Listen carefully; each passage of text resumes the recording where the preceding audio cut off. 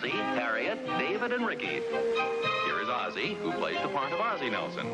And, of course, his lovely wife, Harriet, as Harriet Nelson. The older of the Nelson boys, David, appears as David Nelson. And his younger brother, the irrepressible Ricky, played by Ricky Nelson.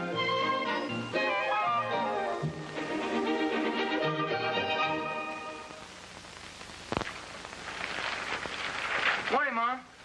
Hi, Pop. Oh, good morning, Dave. Breakfast about ready? Just about. I'm kind of in a hurry this morning. Yes, you must be. You almost beat your father, and he knew we were having French toast. Did you say French toast? I thought that'd bring your face out of the paper. Sure did. What's your big hurry, Dave?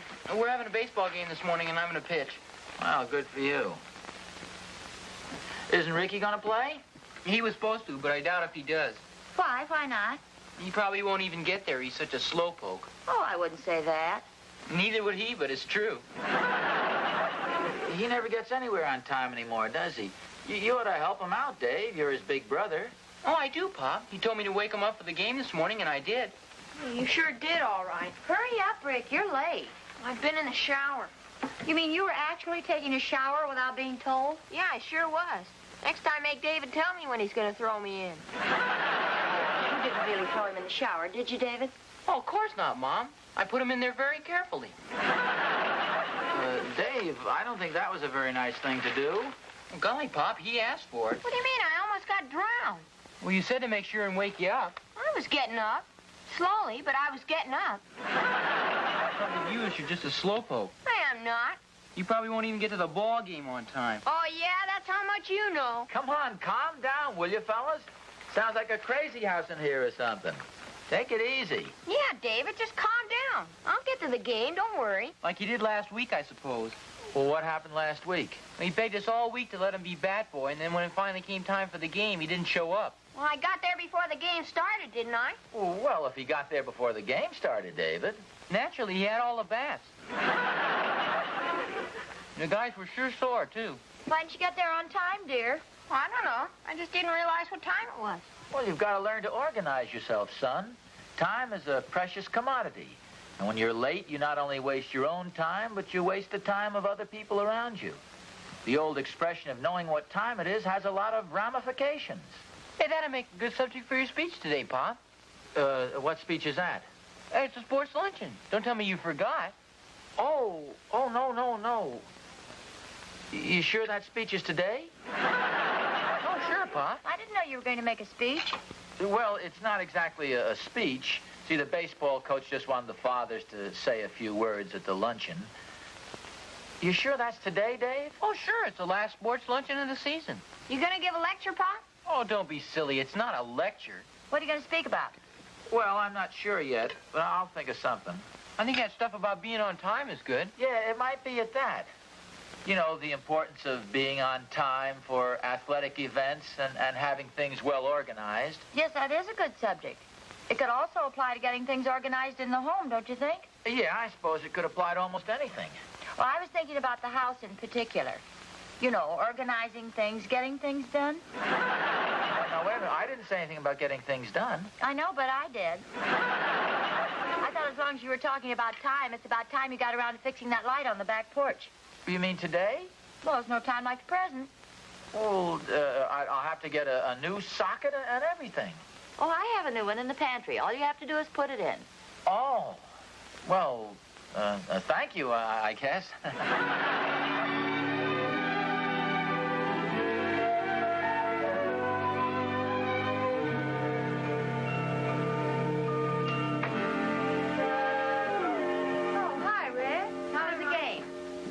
Yes. Well, didn't you play? No, ma'am. Those darn guys. They started on time. Well, I'm afraid that was your own fault, dear. Well, I thought sure I'd get there in time. Well, you left the house so late you couldn't possibly make it. You should have left with David. Oh, hi, dear. Hi. Well, here's the young fellow I'm looking for. Oh, me? He didn't get to play in the ball game because he was late. Oh. Well, that's what I want to see him about. I think we have a little something here that's going to remedy that situation. Feast your eyes on this. Gee, a watch! Is it a real one? Sure, it's a real one. Oh, say, that's a beauty. Who's it for? Well, it's for a certain young gentleman here. You mean me? Well, you're the only young gentleman here, aren't you? Oh, be careful how you answer that, Ricky. It may be a trick question. No, it's no trick. As a second hand, it's waterproof and it's shockproof. Look at this. Oh, be careful of my table. Oh. Here, Rick, listen to this. What do you hear? Nothing. Must have stopped. Oh, I forgot to wind it. Help. Yeah. Try it on. Gee, thanks a lot, Pop. Well, I bet you I'll never be late for anything again.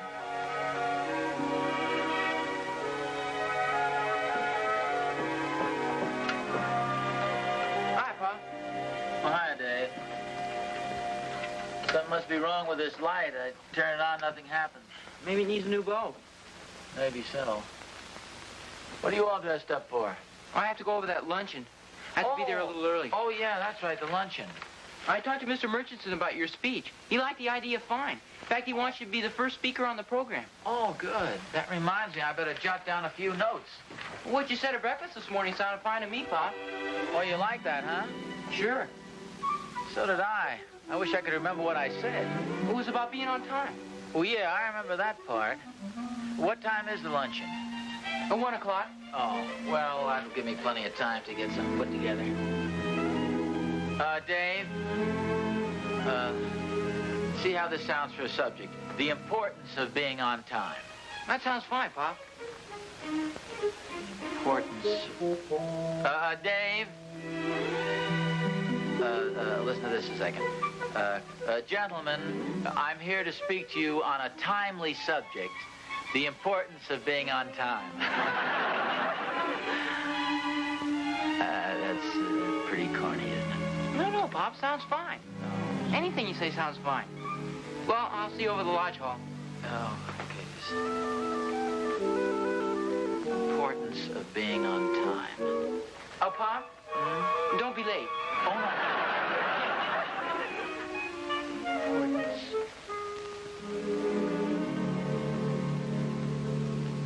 The importance of being on time.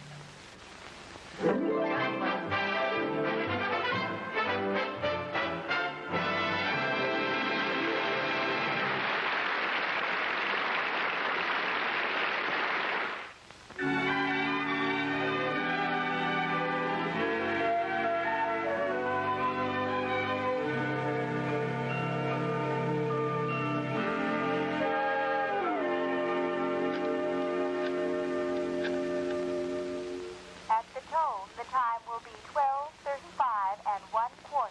That's right. Ricky! I'm in here, Mom.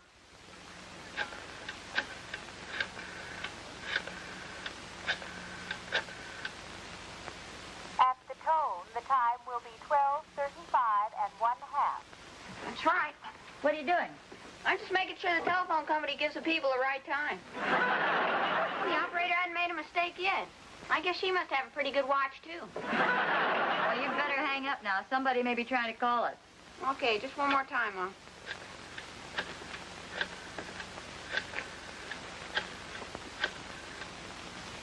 At the tone, the time will be 12:35 and 3/4. Yeah, that's right. Here, come on, move over. I want to plug in the vacuum cleaner. Well, this sure is a swell watch. I bet you I'll never be late for anything again. That's fine. Gee, I wish I had something to do today so I could be on time for it. What's funny? What's the matter, Mom? Well, something seems to be wrong with the vacuum cleaner. Harriet, can I read something to you? Hey, what's that? The talk I'm going to give at the luncheon today. See how this sounds. Since the beginning of time, men have been late. You like that? Yes, it's very good. It's a short speech, but to the point. No. There's more. That's just my opening line. Oh, I thought you were only going to say a few words. Judging from this manuscript, you've prepared a sermon. No, this is just a rough draft. Naturally, I plan to go over it and cut out 1 or 2 pages. Don't you think you better hurry? What time's the luncheon start? Not until 1 o'clock. I got plenty of time. It's only 11. Well, that clock isn't right, Pop. Well, of course it's right. That's an electric clock. I'm afraid it's wrong, Pop. I know. I got a watch. You can take Ricky's word for it, dear. He's been listening to the time signal for the last half hour. Well, I know, Harry, but you can see it says 11 o'clock right on the nose. Come to think of it, it said 11 o'clock on the nose when I was in here about 15 minutes ago. Said 11 o'clock an hour ago. Harriet, take a look at it. That clock is stopped. You know, something must be wrong with the power. The vacuum cleaner doesn't work either. I don't know. I wonder what it could be. Could it be something that you did when you were fixing the porch light? No, I just turned off the electricity and fixed the light, and I... You know, it's possible that I neglected to turn the electricity. But that's exactly... Oh, that's an easy mistake for anybody to make. Well, say, wait a minute. If that clock has stopped, I wonder what time it is. Would you like me to tell you? Oh, yes, please do. At the tone, the time will be Ricky, what time is it? 10 minutes to 1. This is going to be very embarrassing. I go all the way over there and make a speech on the importance of being on time, and I'm late for the speech.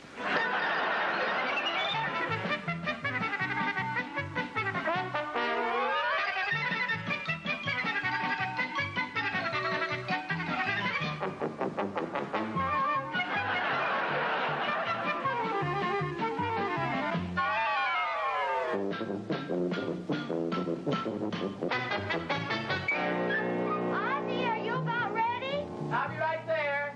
You've got 30 seconds, Pop. Okay, I'm coming. Well, you better hurry. Well, I'm hurrying as fast as I can. You've got 25 seconds, Pop.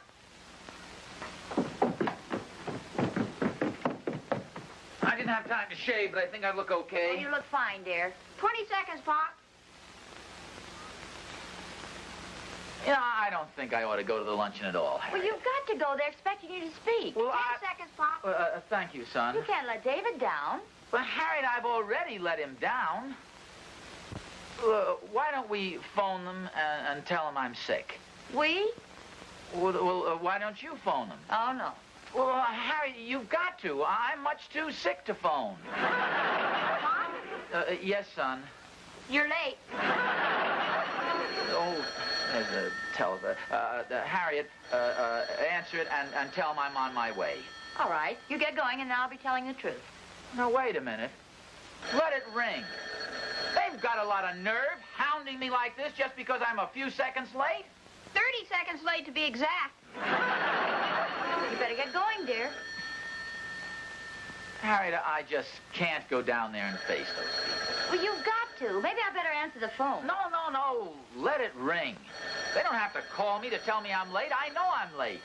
I've got a small son here with a watch. Here's your coat, dear. Hey, wait a minute. This may work out after all. I'm late, right? Right. 59 seconds. Thank you, Ricky. Well, see, I'm late to a luncheon where I'm going to speak on the importance of being on time. You get what I'm driving at? No. Well, I'm going to be the example of what happens to a man when he's late. You get it? No. Well, look, by being late, I point up exactly what I'm going to talk about. I'm a graphic illustration of my speech. I'm the horrible example of the confusion and embarrassment that occurs when a man is late. Now I get it. Do you like it? No. Harriet, believe me, this is positively brilliant. Well, maybe it isn't brilliant, but it certainly is an unusual way of maneuvering out of an embarrassing situation. Well, maybe a pretty good idea at that. Come on, get on your coat and get going. No. The later I am now, the better. The perfect dramatic effect is for me to arrive just after they finish lunch. Mr. Murchison, the chairman, rises and looks around the hall in a bewildered sort of a way. He taps on his water glass and he says, "Gentlemen, I can't imagine what's happened to our first speaker for today." Gentlemen, I can't imagine what's happened to our first speaker for today, but bear with me for a few more moments. All right, here I am, sir. Oh, thank goodness. We were getting worried. Gentlemen, I have committed an unforgivable act. I have been late for this important luncheon. 30 minutes late, to be exact. There's no excuse for my thoughtlessness. By being late, I have not only caused a lot of confusion, I have inconvenienced all of you. Oh, that's perfectly all right. We understand. You're very kind, sir, but it isn't all right. It's a terrible thing to do. Now, I must apologize. Naturally, this is embarrassing to me, and it's embarrassing to you. Believe me, gentlemen, I sincerely and humbly apologize for my rudeness. You have just witnessed what happens when a man is late. Confusion, inconvenience, embarrassment for all concerned. Now I can tell you that this was my way of illustrating the subject of my little talk for this luncheon. The importance of being on time. I hope you'll forgive this rather dramatic presentation. Professor, I beg your pardon? I hate to interrupt, but I thought you were speaking on Plato today. Well, no. David told me, he mentioned the topic of my speech, and you were very happy with it. David? Who's David? Well, my son, Mr. Murchison. Mr. Murchison? Who's Mr. Murchison? Well, aren't you Mr. Murchison? No, I'm Dr. Pepin. Who are you? Well, I'm Ozzie Nelson. You mean you aren't Professor Higgins? No, I'm sure I'm Ozzie Nelson. You mean you aren't Mr. Murchison? No, I'm Dr. Pepin. I don't know. Where's Professor Higgins? Well, I don't know. Where am I? You're at the semi-annual luncheon of the Philoclean Literary Society. You mean this isn't the High School Athletic Association luncheon? Of course not. Now, what have you done with Professor Higgins? Gentlemen, I'm terribly sorry. My bus was delayed, but I got to you just as soon as possible. Oh, Mr. Murchison? No, Dr. Pepin? No. I'm Dr. Pepin. I'm Professor Higgins. Oh, I'm Ozzie Nelson. Have you seen Mr. Murchison? No. Oh, then pardon me, gentlemen. David? Oh, hi, Pop. I've been looking all over the lobby for you. Where is everybody? The luncheon had to be postponed until 2:30. Oh, what happened? Well, somebody got the plans all mixed up. Some literary society's using the dining hall right now. Oh, yes, I've met them. I phoned home, but nobody was there. Oh, you were the one who phoned. Yeah, how come you didn't answer? I'd already left. Gee, this has really been a frantic day so far. It sure has. The lunch starts in about an hour, so we better get going. Well, Dave, where are you going? Where everybody else is gone. Home to get some lunch. I can't wait until 2:30. Oh, well, you'd better leave me. I'm not sure I can find my way home today.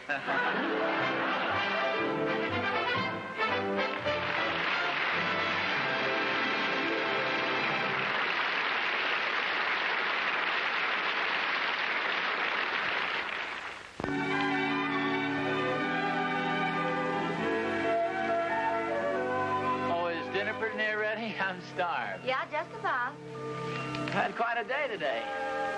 David told me your speech was a big success. Oh, thanks a lot. Yeah, they seem to like it. It's kind of unusual, I guess. Well, you just relax there. Dinner will be ready in a few minutes.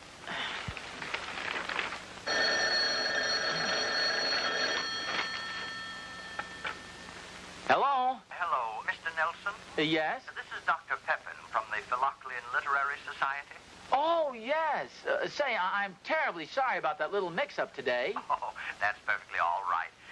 I have a rather unusual request to make, Mr. Nelson. What's that, Dr. Pepin? I'm afraid this is going to sound like a bit of an imposition. No, not at all.